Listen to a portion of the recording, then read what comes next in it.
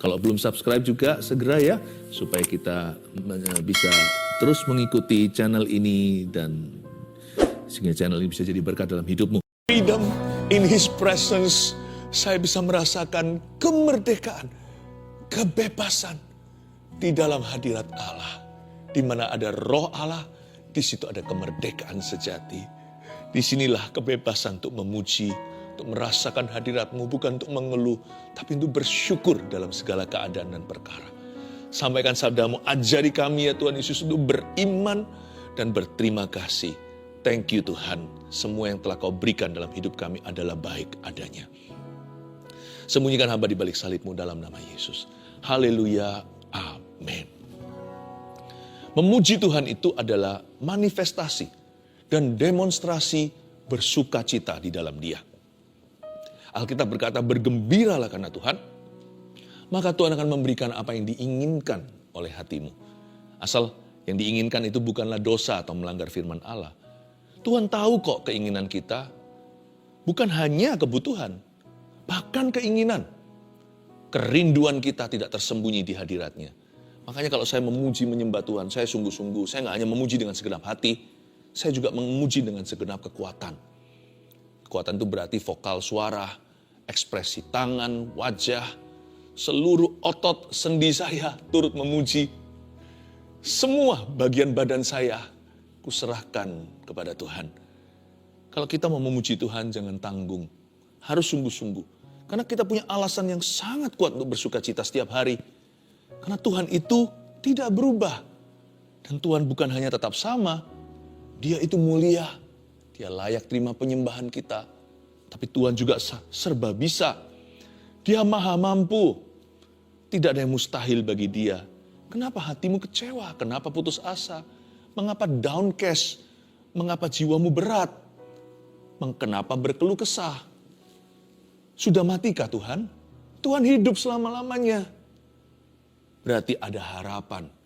Ada hari esok buat orang yang bergembira karena Tuhan.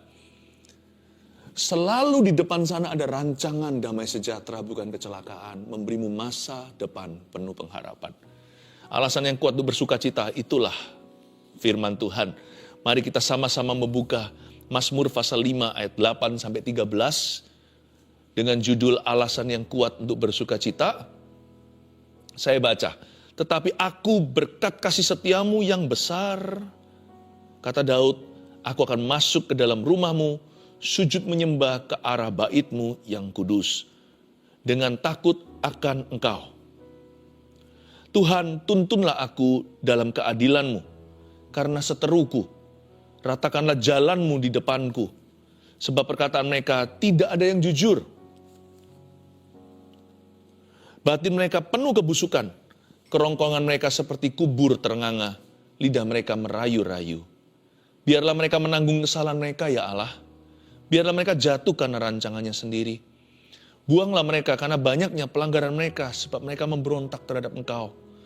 Tetapi semua orang yang berlindung padamu akan bersuka cita. Mereka akan bersorak-sorai selama-lamanya karena Engkau menaungi mereka. Dan karena Engkau akan bersukaria orang-orang yang mengasihi namamu. Sebab Engkaulah yang memberkati orang benar ya Tuhan. Engkau memagari dia dengan anugerahmu seperti perisai. Waktu saya baca ayat-ayat ini ya, ada satu impresi bahwa kita tidak perlu yang namanya good luck. Orang Kristen, anak Tuhan tidak perlu keberuntungan. Karena kita punya a good God. Kita punya Allah yang baik. Kebajikan dan kemurahan itu bukan lagi kemungkinan, tapi kepastian. Jangan tunggu sampai kita melihat mujizat dan berkat, baru mulut kita mengoceh pujian. Bahkan sebelum itu kecaplah dan lihatlah, mulut harus dibuka, lidah bibir harus didengungkan. Terpujilah nama Tuhan, besar kasih setiamu, ya Allahku. Sebab Tuhan baik, bahwasanya untuk selama-lamanya kasih setianya. Ini bukan bicara tentang PAW atau praise and worship. Ini bicara tentang sikap hati yang bertekad bulat untuk memuji Tuhan no matter what. Apapun terjadi dalam hidup ini, kita harus bersyukur dulu di depan. Bayar di depan dulu syukur itu. Syukur itu bukan di belakang. Kalau di belakang itu namanya aji mumpung. Kalau kita mau bersyukur itu, dahulukan Tuhan. Tuhan di tempat pertama. Mujizat berkat itu boleh jadi, boleh tidak, Boleh datang sekarang atau nanti, itu gak pengaruhi syukur dan pujian. Karena Tuhan itu udah layak dari dulunya. Dari sononya, dari dahulu kala. Dari alfa hingga omega. Dari terbit matahari sampai pada terbenamnya. Biar nama Tuhan dipuji. Ada alasan yang kuat untuk bersuka cita. Karena Tuhan itu memang layak untuk terima pujian dan penyembahan kita. Gak usah tunggu pengalaman hidup kita. Apakah membenarkannya. Apakah meneguhkan pujian itu layak diberikan. Gak perlu ada Anda dan saya di dalam hidup ini atau di universe atau alam semesta. Tuhan itu udah layak dipuji. Kalau gak percaya, tanya burung-burung yang berkicau tiap pagi. Tanya setiap alam semesta ini yang mengagungkan Tuhan. Oh Lord my God, when I in awesome wonder. Seperti lagu himnal itu, Tuhan, apanya lagunya itu ingat ya, how great thou art. Ya, ajaib Tuhan, maka jiwaku memuji kebesaran-Mu. Kita lihat langit cakrawala, kita tahu bahwa Tuhan itu layak untuk diagungkan. Kita belajar dari seorang pemuji, dari seorang yang bersuka cita karena Tuhannya, sekalipun ketika dia di lembah kekelaman, dia menulis mazmur-mazmurnya, namanya Daud. Dan dia berkata di ayat 8, tetapi aku, berkat kasih setiamu yang besar, aku akan masuk ke dalam rumah-Mu, sujud menyembah ke arah bait-Mu yang kudus dengan takut akan Engkau. Inilah suara seorang nabi dan raja yang takut akan Tuhan. Dia takut akan Allah. Dan dia punya prinsip iman. Dimulai dengan ayat 8. Tetapi aku, berarti dia jadikan dirinya perkecualian dibandingkan dengan kalayak ramai, dengan orang pada umumnya. Dia berkata, tapi aku as for me. Aku punya pilihan sendiri, tetapi aku berkat kasih setiamu yang besar. Aku akan masuk ke dalam rumah-Mu. Ngapain dia masuk ke rumah Tuhan? Sujud menyembah ke arah bait-Mu yang kudus. Kita harus punya prinsip. Hari-hari ini, di zaman akhir, yakni zaman Edan, lebih susah orang itu untuk berpaut pada Tuhan. Kita harus berkata seperti Daud, as for me, sorry ya, kalau aku nih, itulah artinya tetapi aku, berkat kasih setiamu. Daud itu berprinsip, dia beriman, dia punya pendirian. Bahkan waktu dia masuk ke dalam rumah Tuhan, ini bisa jadi masuk ke gereja di zaman modern ini, atau bisa jadi waktu kita sendiri dalam privacy, kita memuji Tuhan dengan sengaja. Pokoknya kalau kita mau bersuka cita, kita harus lawan arus. Tetapi aku berkat kasih setiamu yang besar, aku akan, itu determination dalam bahasa Inggrisnya, itu tekad bulat. Aku akan, pokoknya aku akan masuk ke hadirat Tuhan untuk menyembah Dia dengan sengaja. Gak peduli dengan perasaan dulu, dan dia gak mut-mutan. Tapi yang menjadi motivasi utamanya dia masuk hadirat Allah karena dia adalah seorang yang takut akan Tuhan. Dia menyadari bahwa Tuhan baik no matter what. Apapun terjadi, Allahnya baik. Tuhan itu setia dan Tuhan selalu benar. Tuhan, lalu ayat 9, dari tekad hati masuk hadirat Allah, dia sampaikan kerinduannya. Bergembiralah karena Tuhan, maka Tuhan akan memberikan apa yang diinginkan oleh hatimu. Karena Daud ini hatinya berkenan pada Tuhan. Ini seorang yang mengejar hati Tuhan. Maka yang pertama dia rindukan adalah Tuhan, tuntunlah aku dalam keadilan-Mu. Karena seteruku, Tuhan, musuhku itu banyak. Banyak orang yang ingin aku jatuh. Belum lagi orang Filistin, musuh bebuyutanku. Jangankan orang Filistin. Di dalam istanaku pun, kita tahu cerita Daud di biografinya, di biografi Daud di Alkitab kan banyak. Banyak sekali orang-orang yang mengkhianati dia. Banyak sekali yang double face atau berwajah dua. Dia berkata, Tuhan, tuntunlah Daud dalam keadilan-Mu. Ya Tuhan, dalam kebenaran-Mu. Karena seteruku, karena musuhku banyak, ratakanlah jalan di depanku. Lord, walk before me. Tuhan, jalanlah di depanku ya, tuntunlah setiap langkahku. Salah satu alasan kita yang kuat sekali untuk bersuka cita setiap hari adalah Tuhan selalu berkata ya kepada doa, tuntunlah saya.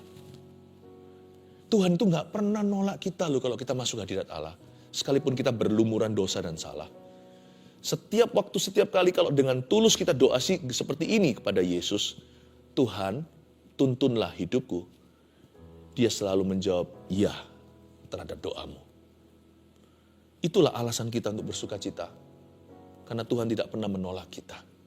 seperti Bapa yang baik, takkan pernah kau meninggalkanku. Lagu pujian tadi. Bapa yang sangat baik, seperti Bapa yang amat sangat baik, takkan pernah kau melupakanku. Itulah sukacita saya setiap hari. Pergumulan sih ada, banyak bahkan. Tidak habis-habisnya masalah silih berganti. Tapi saya pegang kesetiaan Tuhan bahwa Tuhan akan menyertai saya. Itu sumber sukacita saya. There's no longer any surprise in my life. Dalam hidup saya udah gak ada lagi kejutan, shock apalagi. Karena di depan saya sudah antisipasi. Pasti ada permasalahan, pasti ada problema baru. Pasti ada tantangan, bahkan rintangan. Tapi gak perlu saya teka-teki. Gak perlu tebak-tebakan lagi. Sebab Tuhan tidak pernah main petak umpet sama kita. Saya tahu hari ini sebelum melangkahkan kaki ke esok hari. Saya tahu Tuhanku bersamaku. Bukan hanya di sini. God is already in my future. Tuhan sudah ada di masa depan saya. Problema ini pasti kadaluarsa. Yang gak kadaluarsa itu Tuhan saya. Penyertaannya atas hidupku. Makanya saya akan bergembira karena Tuhan. Karena saya tahu janjinya setia. Karena saya tahu janjinya teguh. Saya gak akan pernah lemah iman. Kapan bisa lemah iman kalau Tuhan beserta? Gairah. Kalau Tuhan beserta kita gairah. Mana bisa lemah iman? Bukan karena iman saya kuat. Tapi karena mata saya memandang pada Tuhan. Gak ada kesempatan untuk lemah iman. Haleluya. Hati saya dulu sekarang bersuka cita rasanya. Kayak mau meledak-ledak. Bukan karena saya gak punya masalah. Saya punya masalah. Cuma saya gak cerita sama Anda. Karena saya sibuk untuk mendoakan masalahmu. Tapi hatiku sukacita itu karena ini. Karena pewahyuan. Tuhanku itu ada. Dan dia ada untukku. Ayat 10. Sebab perkataan mereka tidak ada yang jujur. Nah, mulai masuk manusia ya. Batin mereka penuh kebusukan. Kerongkongan mereka seperti kubur ternganga. Lidah mereka merayu-rayu. Mau cepat gembos imannya? Gampang. Terus aja dengarkan apa kata orang. Mau cepat pupus seperti ban yang kempis. Langsung kesedot semua. Bayangkan kalau kita ada ribuan kaki di atas langit sana. Di dalam pesawat lalu kalau tangkinya bocor. Nah, itu mengerikan. Sekejap aja itu bisa langsung habis bensin di udara. Tahu nggak apa yang menghabiskan energi kita? Kalau kita terlalu mendengarkan perkataan negatif orang.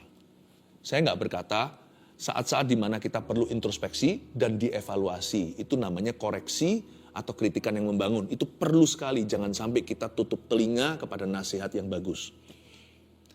Tapi kalau hati kita dipengaruhi dengan vibe atau dengan atmosfer negatif.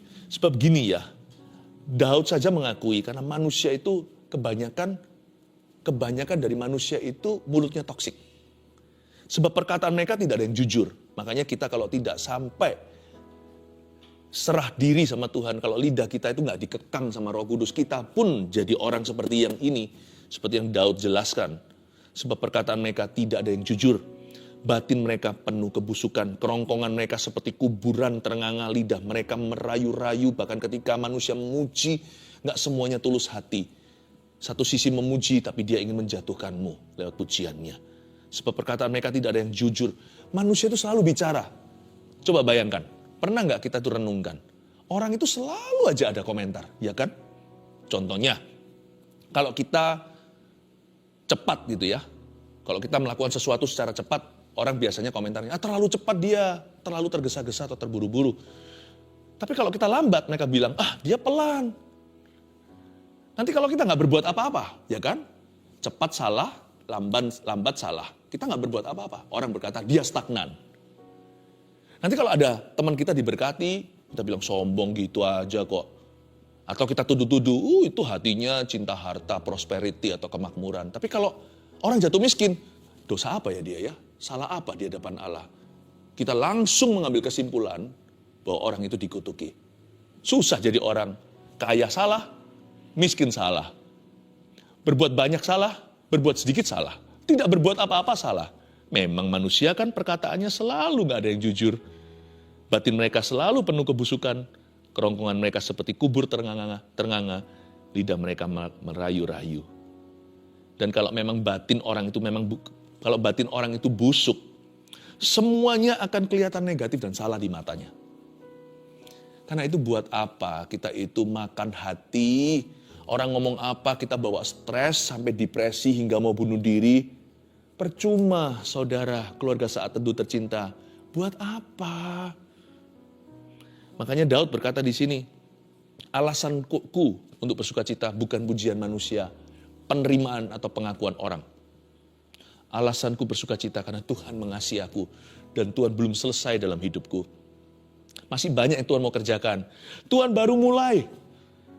Kenapa manusia sekelilingku yang kerongkongannya seperti kuburan yang terenganga maupun lidah palsu yang merayu? Kenapa mereka berkata game over dia? Kok beda ya? Apa yang mereka katakan dengan apa yang Tuhan katakan tentang kehidupanku? Kalau kita mau diberkati, kalau kita mau bergembira, kalau kita mau bersukacita, bukan hanya happy. Kalau kita mau sungguh-sungguh mengalami kuasa Tuhan dalam hidup ini, pilih-pilih, selektif, dengarkan perkataan orang. Janganlah mendengarkan nasihat orang fasik, tapi dengarkan nasihat orang benar.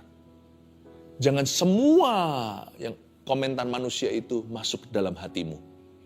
Tapi yang harus kita lakukan tiap hari adalah masukkan firman, karena ini apa kata Tuhan, ke dalam jiwamu. Ini yang membuat kita bertumbuh. Ayat 11, biarlah mereka menanggung kesalahan mereka ya Allah. Biarlah mereka jatuh karena rancangannya sendiri. Buanglah mereka karena banyaknya pelanggaran mereka, sebab mereka memberontak terhadap Engkau. Ini ayat bukan ayat balas dendam. Karena Daud tidak mengingat siapa. Bahkan tidak ada nama kan, musuhnya ditulis di sini siapa kek. Misalkan beberapa orang-orang yang memusuhi Daud, contohnya seperti Simei, bahkan Yoab nantinya. Nggak ditulis tuh. Jadi Daud tidak dendam sama siapa-siapa, tidak simpan kepahitan. Tapi doa ini adalah doa penyerahan. Di ayat 11 ini, mengapa Daud tetap bisa bersukacita? Karena dia buang semua toksiknya. Dia berkata gini loh, biarlah mereka menanggung kesalahan mereka ya Allah. Secara umum aja di round up atau dibulatkan. Biar semua mereka jatuh karena rancangannya sendiri. Dengan kata lain bahasa sehari-hari ya. Coba saya tafsirkan lebih mudah untuk Anda ngerti. Kira-kira gini bunyinya di zaman modern ini. Tuhan, biarkan orang yang busuk hatinya. Urusan sendirilah sama Tuhan. Aku gak mau urusi mereka. Aku ampuni aja dan berkati musuh-musuhku. Aku berbuat baik pada orang yang berbuat jahat kepada aku. Karena Tuhanku baik. Bukan karena semua orang baik sama aku. Aku baik sama semua orang karena Tuhanku baik. Bukan karena semua orang baik. Kalau ada orang jahati aku, ya aku ampunilah. Aku kasih pinjam, kasih dia loan. Kasih dia bank loan dari banknya sorga. Aku ini sudah berlebihan, melimpah-limpah dengan kasih karunia, kasih setia. Apa salahnya pinjaman beberapa ke musuhku? Udahlah, cuma-cuma ku beri apa yang cuma-cuma ku terima. Tapi Daud berkata gini, sudah gak usah saya pikirin lah. Ngapain hati ini sampai kesel-kesel, sampai bete, sampai galau atau sampai gelisah. Biar orang yang busuk hatinya dan juga mulutnya urusan sendiri dengan Tuhan. Itu bukan urusanku. Aku tidak disuruh Tuhan untuk mengubah semua orang kok. Aku disuruh Tuhan menjaga hati saja dengan segala waspada. Pastikan sukacitaku dan damai sejahteraku tidak tercuri. Indah ya Mazmur ini. Ayat 12. Saya kasih lagi sukacita-sukacita, alasannya apa. Tetapi semua orang yang berlindung padamu akan bersukacita. Itu dia. Tuhan itu perlindungan, makanya itu kita bersukacita. Aku tahu Tuhan itu lindungi aku kok. Tuhan gak benci aku. Tuhan tahu aku gak sempurna. Dari dulunya waktu Yesus mati di Kalvari. Harusnya sudah tahu kan. Kalau saya ini gak sempurna, saya ini produk faulty. Saya ini produk yang cacat celah. Kalau Yesus berani adopsi saya. Yesus akan all the way sepanjang perjalanan itu akan membentuk dan menyempurnakan. Kenapa Tuhan harus benci saya hari ini karena saya gak sempurna atau gak perfect? Dia udah tahu dari Golgota. I'm on the way, you see. Saya OTW. Dan Tuhan tahu itu. Asal hari ini saya tetap bergembira karena Tuhan. Saya cari wajahnya. Saya responi suaranya. Never a game over for me. Gak pernah yang namanya game over hari ini. Mereka akan bersorak-sorai selama-lamanya karena Engkau menaungi mereka. Lihat itu. Inilah berkat Tuhan. Tuhan itu menaungi kita. Dan karena Engkau akan bersukaria orang-orang yang mengasihi namamu. Sebab Engkaulah yang memberkati orang benar ya Tuhan. Udah, berkatku datang dari Tuhan kok. Orang bisa benci kita, orang bisa ngomong apa, orang bisa berbuat yang tidak adil terhadap kita, menzolimi dan sebagainya. Gak apa-apa. My blessing doesn't come from them. My blessing comes from Him. Berkatku datang dari Dia. Sebab Engkaulah yang memberkati orang benar ya Tuhan. Tugas saya adalah jadi orang benar. Tugas, bagian Tuhan adalah memberkati. Itu urusan Tuhan, Tuhan gak usah digurui. Tuhan ngerti kok gimana memberkati orang benar dan membela mereka. Bahkan gak hanya membela, Engkau memagari dia dengan anugerah-Mu seperti perisai. Gak hanya dibela, dipagari sama Tuhan. Pagar. Wow, luar biasa ya. Saya tunjukkan di sini ya alasan-alasan untuk bersuka cita tadi. Coba saya lihat ayat 12 lagi, dikata Engkau menaungi mereka, itu kan in his shadow, in your shadow.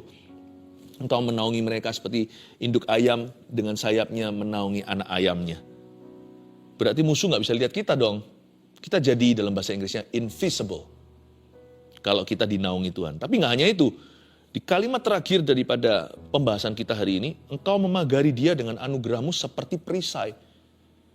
Kalau tadi in his shadow, sekarang dipagari, itu berarti musuh tidak bisa jamah kita. Kalau dalam naungannya, musuh nggak bisa lihat kita. Di belakang pagarnya, di balik perisainya, musuh nggak bisa jamah kita. Cannot touch us. Bukan invisible, di pagar itu berarti invincible. Kita kebal. Mau diapain dan sebagainya. Berapa orang di sini sekarang takut, nanti kalau saya diguna-guna gimana dan sebagainya. Anda nggak buka celah, nggak bisa itu. Kutuk pun perlu alasan untuk mendarat. Kalau dia tidak punya apronnya, tidak punya yang namanya tidak punya seperti landasan lapangan udara, dia nggak bisa menemukan tempat berpijak kaki dalam hidupmu. Setan nggak bisa tinggal. Semua panah api itu meleset dalam kehidupan kita. Nggak ada senjata bisa berhasil melawan orang-orang benar. Kalau kita nggak buka celah, kalau kita nggak serahkan percaya kita lewat superstisi atau apa, kalau kita hidup di dalam titah-titahnya, apalagi hati kita bergembira karena Tuhan. Mana bisa kita itu mau bahasanya, santet, guna-guna dan sebagainya. Atau kita itu dikutuki sama mulut orang. Kadang-kadang sayangnya di beberapa keluarga, mulut orang tuanya sendiri yang mengutuki anak-anaknya. Nggak mempan, asal Anda tetap hormat sama mereka. Anda tetap lakukan bagian Anda sebagai orang benar. Jangan takut dikucilkan. If God is for us, who can be against us? Kalau Tuhan di pihak kita, siapa lawan kita? Alasan yang kuat untuk bersuka cita, saya bagi jadi 3. Pertama tulis, sukacita kita tidak tergantung keadaan. Tapi kasih setia Tuhan, ayat 8 tadi. Tetapi aku berkat kasih setiamu. Bedanya joy dan happiness apa? Happy dan joyful, happiness dan joy itu tidak berada di halaman yang sama loh. Mirip tapi tidak sama, bedanya langit bumi. Kalau joy itu sukacita, tidak tergantung keadaan, tapi bergantung pada kasih setia. Kasih setia Allah yang tidak pernah berubah berdasarkan kasih karunia-Nya. Kalau happiness itu dalam bahasa Inggrisnya dari kata HAP. Hap itu sama dengan chance atau kesempatan atau kebetulan. Makanya orang-orang dunia nggak bisa joyful all the time. Mereka nggak bisa rejoice, nggak bisa bersuka cita dalam segala keadaan. Karena mereka memang punya kebahagiaan bergantung keadaan. Kalau kita bersuka cita dalam segala keadaan. Kalau mereka itu happy tergantung keadaan. Karena kata happy itu sendiri berasal dari kata kebetulan. Chance, good luck. Atau lucky. Orang kalau disebut orang itu lucky ya. Artinya orang itu beruntung. Wah, kalau aku selaki dia atau beruntung dia, niscaya pastilah aku happy. Pasti kami satu keluarga itu gak akan seperti ini sedih, pasti happy. Happy itu chance, kebetulan. Joy tidak sama. Sukacita itu supranatural, mengatasi keadaan. Sukacita kita tidak tergantung keadaan, tapi kasih setia Tuhan. Biarpun gunung beranjak, bukit bergoyang, namun kasih setiamu tak akan beranjak dariku.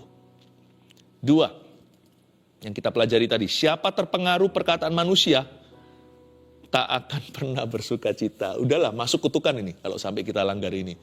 Kalau kita bergantung apa kata orang, udah pastilah tak akan pernah konsisten sukacitanya. Bahkan bisa-bisa nggak pernah bersuka cita sama sekali. Karena manusia sebagian besar itu termasuk kita. Kita ini beda karena lidah kita sudah dikekang sama Roh Kudus. Tapi kalau tidak, kita juga sama. Perkataan mereka tidak ada yang jujur. Kerongkongan mereka seperti kubur terengah-engah. Batin mereka penuh kebusukan. Udahlah, ampuni ya. Dan juga doakan, berkati. Tapi kalau itu masukan dari orang yang mengasihimu, tidak memberitahukan ke telingamu apa yang telinga Anda ingin dengarkan, tapi apa yang Anda butuh dengarkan, bersyukurlah untuk orang-orang gitu yang berani to tell you the truth. Di hidup ini orang-orang yang berani memberitahu Anda kebenaran, atau yang berani apa adanya terus terang, karena mereka peduli. Kalau orang lain semuanya meresikokan dibenci, dia nggak peduli. Karena dia lebih peduli kebaikan Anda daripada perasaan dia. Dia lebih peduli masa depan Anda daripada dirinya. Sekalipun beresiko disalah ngerti oleh Anda dan saya, mereka tetap mengkonfrontasi. Orang seperti itu permata, berlian benar dalam hidup ini. People that tell you the truth. Tapi nggak semua orang begitu. Karena itu be selektif ya. Tapi juga jangan sampai hati itu gampang sekali di zaman media sekarang. Aduh kalau dikasih begini udah sedihnya setengah mati. Di negara-negara tertentu tuh khususnya anak-anak muda. Komentar miring atau bullying secara verbal. Atau secara tulisan saja di sosmed itu. Ada juga yang bunuh diri loh sayangnya. Mungkin ada juga yang lemah imannya seperti itu. Saya berdoa Anda kuat mulai hari ini. Remember this. Stick and stone may break my bones, but words can kill me. Mungkin pentungan, mungkin besi kayu bisa mematahkan tulang, tapi kata-kata orang tidak bisa membunuh. Jadi jangan takut. Taruh rasa amanmu pada firman Tuhan. Oh, ini tidak pernah mengutukimu ini. Tidak pernah salah lagi. Dia selalu tepat waktu, timely message apa yang kau dan aku perlu dengarkan. The Bible never fails. Tidak pernah gagal untuk membangun kita di atas dasar kebenaran. Ketiga, kita punya Tuhan yang melindungi dan memagari kita. Itu sumber bahagia. Wah, kita punya Tuhan yang melindungi dan memagari. Tadi kan ayat 12-13 yang kita baca, semua orang yang berlindung akan bersuka cita. Engkau yang memberkati orang benar dan memagari mereka. Jadi, saya coba renungkan ya, kata melindungi dan memagari itu ada beberapa dimensi sih, termasuk di dalamnya itu kita dikecualikan. Jadi misalnya 1.000 orang rebah di sisi satu, 10.000 di sisi satunya, kita berdiri sendirian. Dipagari itu artinya kita perkecualian. Orang lain satu-satu tepar, Anda gagah perkasa, berdiri di tempatnya tidak goyang dan tidak goyah. Semua sepi, toko-toko semua nggak ada satupun yang bisa survive atau bertahan. Bisnis tetap jalan. Itu semua bukan karena Anda istimewa, tapi semua karena kasih setia Tuhan. Amin. Yang disebut dilindungi dan dipagari itu juga dikecualikan. Selain dibela, juga bisa jadi yang lainnya stagnan, Anda terjadi pelipat gandaan. Berkat multiplikasi mengikuti. Orang-orang semua berkata kok bisa, contoh metodenya gak bisa dapat hasil yang sama loh. Itu maksudnya dipagari. Dipagari itu bukan hanya proteksi. Kan kita gak suka kan kalau ada orang yang overprotective sama kita, yang terlalu posesif. Enggak, Tuhan tuh gak gitu. Kalau Tuhan pagari itu bukan berarti kita dipisahkan dari dunia, bukan. Kita itu diutus seperti domba ke tengah serigala. Tapi anehnya, nanti yang memerintah adalah domba, bukan serigala. Kok bisa ya? Semua orang lihat Anda dan tahu bahwa itu pasti Tuhan. Itu yang disebut dipagari. Bukan diambil dari dunia. Hidupnya sih dipisahkan dari dunia. Tapi dia diutus kembali ke dalam dunia. Dengan penyertaan yang berbeda. Itulah alasan untuk bersuka cita. 3 poin sederhana. Sekali lagi kita review. Alasan yang kuat untuk bersuka cita. 1, sukacita kita tidak tergantung keadaan tapi kasih setia Tuhan. 2, siapa terpengaruh perkataan manusia tak akan pernah bersuka cita. Camkanlah. 3, kita punya Tuhan yang melindungi dan memagari kita. Haleluya. Mari kita masuk ke hadirat Tuhan sekali lagi. Lebih dalam, lebih dalam. Mari kita Mari kita mengangkat tangan kita sebelum kita akan memuji-muji Tuhan dalam satu lagu lagi nanti penutupan. Tuhan memberkati kita semua dengan sukacita. Biarkan sukacita Tuhan melimpah ruah, damai sejahtera dan kasih Yesus. Haleluya, dalam nama Yesus sama-sama katakan amin. And there I find you in